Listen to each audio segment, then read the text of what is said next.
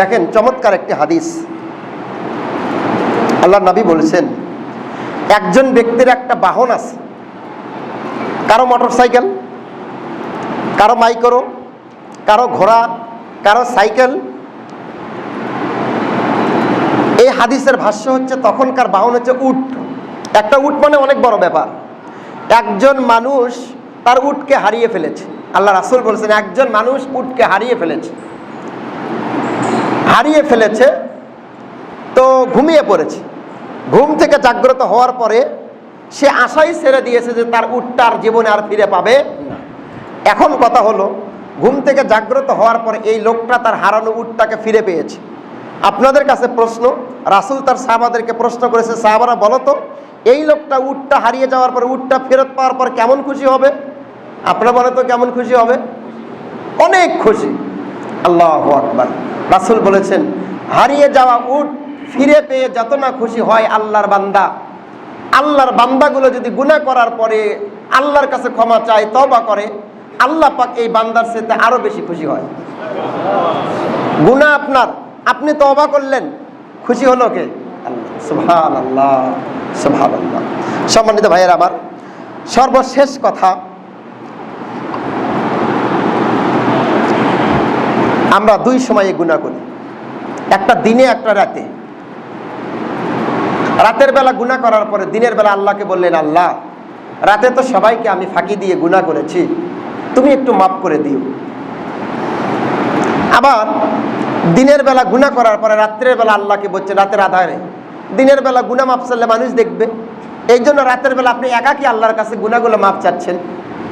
আল্লাহ পাক বলে, বান্দারা যখন রাতের বেলা গুনাহ করে দিনের বেলা আমার কাছে ক্ষমা চাই, আমি আল্লাহ ওই বান্দার গুনাহকে ক্ষমা করে যাওয়ার জন্য আমি আল্লাহ পাক আমার হাতগুলো ওই বান্দার দিকে পাঠিয়ে দিই।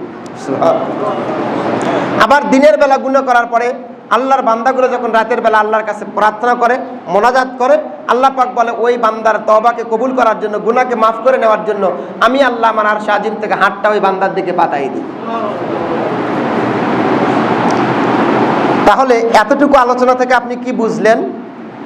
আমি আপনাকে এতটুকু আলোচনা থেকে বুঝালাম, আপনার পাহাড় পরিমাণ পাপ আছে, গুনাহ আছে। এই পাহাড় পরিমাণ পাপ গুনাহগুলোকে আল্লাহর সামনে তুলে ধরেন, আল্লাহ সেই পরিমাণ ক্ষমাকে আল্লাহ পাক আপনাকে ক্ষমা করে দিয়ে আল্লাহ পাক আপনার জীবনের গুনাহ খাতাকে মাফ করে দিবে ইনশাআল্লাহ। তবে তওবার 4টা শর্ত আছে। বলেন তো কয়টা শর্ত? 4টা শর্ত আছে তওবার। 1 নম্বর শর্ত হচ্ছে, যেই গুনাহগুলো করছেন তওবা করার সময় বলবেন, আল্লাহ আমি এই গুনাহ আর করব না, নেক্সটে আমি আর এই গুনাহ করব না। 2 নম্বর হলো, যেই গুনাহটা করছেন গুনার জন্য অনুতপ্ত হবেন, আল্লাহ আমি এটা কি করলাম, আল্লাহ আমি এটা কি করলাম, এই গুনাহকে আমার ক্ষমা হবে, আল্লাহ এটা আমি তো ভুল করলাম, আমার এটা কি হয়ে গেল, অনুতপ্ত হবেন।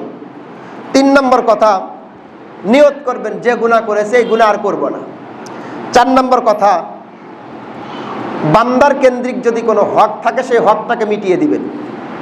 কারণ আমার হক আপনি মানলে, আপনার হক আমি মানলে এই হকটা আল্লাহ পাক ক্ষমা করে না। সুতরাং এই 4টা জিনিস মাথায় রেখে তওবা করবেন। 1, গুনাহ থেকে ফিরে আসব। 2, যেই গুনাহ করেছি গুনাহ থেকে অনুতপ্ত হব। 3, আর আমি গুনাহ করব না। 4, বান্দার কোনো যদি হক থাকে সেই হকটাকে আমি মিটিয়ে দেব। এই 4টা জিনিসকে সামনে রেখে যদি আল্লাহর কোনো বান্দা বান্দি তওবা করে, আল্লাহ পাক তার তওবাটাকে কবুল করে নেবে ইনশাআল্লাহ।